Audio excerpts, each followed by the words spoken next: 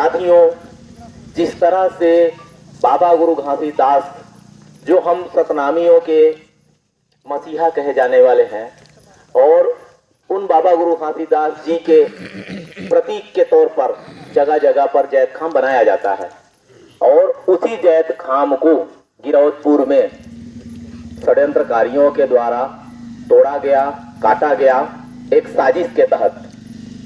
मैं नहीं मानता कि उसको कोई व्यक्ति अनजाने वश किया होगा, और वो करने वाला भी स्वयं जिम्मेदार नहीं है। उसको काटने वाला भी एक साजिश के तहत किसी और के कहने पर जाकर काटा है।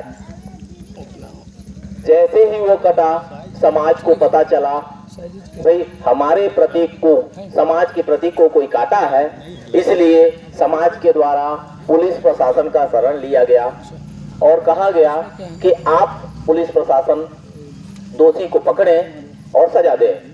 तो साथियों, आप समझ सकते हैं वहां भी एक साजिश हुई। बिहार से मजदूरी करने आया हुआ व्यक्ति जो छत्तीसगढ़ में मजदूरी कर रहा था, उस व्यक्ति को दोषी करार देने का काम पुलिस प्रशासन ने किया। तो क्या आप लोगों को लगता है कि बिहार से वो जैत खाम को तोड़ने आया रहा होगा? ऐसा कभी भी नहीं हो सकता।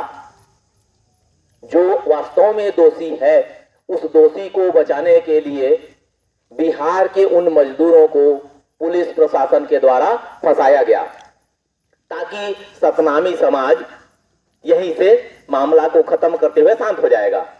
पर हमारे सतनामी समाज के लोग भी उतने बेवकूफ नहीं हैं।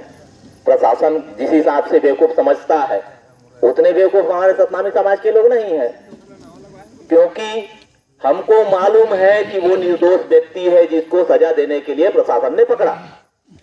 तो हमने जांच के लिए आवेदन लगाया कि भाई वास्तविक जांच हो और जांच में वास्तविक दोषी को सजा दी जाए, एक बेगुनाह को सजा नहीं मिलनी चाहिए।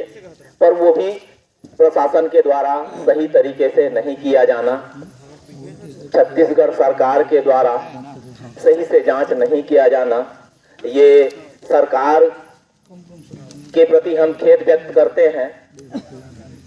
ये एक विडंबना है कि छत्तीसगढ़ सरकार के द्वारा किसी तरह एक छोटा सा केस, वैसे तो समाज के लिए बहुत बड़ा है, लेकिन एक छोटा सा केस को अभी तक उन्हें सुलझा नहीं पाया।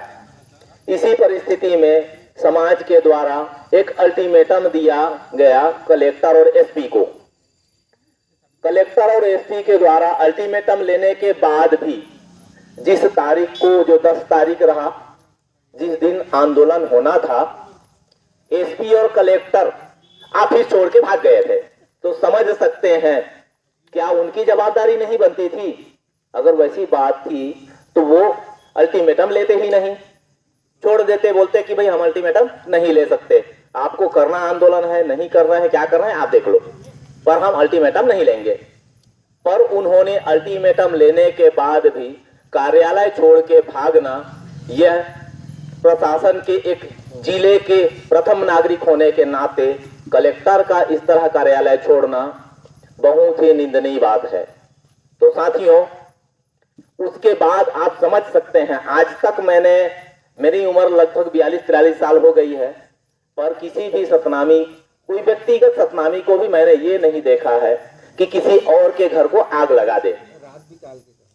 इतने संवेदनशील हमारे सतनामी समाज को किस तरह छल से, षड्यंत्र के तहत आरएसएस बीजेपी का सरकार हमारे सतनामी समाज के आंदोलन में अपने लोगों को घुसाकर, पाकिट में पेट्रोल की थैली पकड़ाकर, माचिस का डिबिया पकड़ाकर आग लगवाया जाता है कलेक्टर ऑफिस में।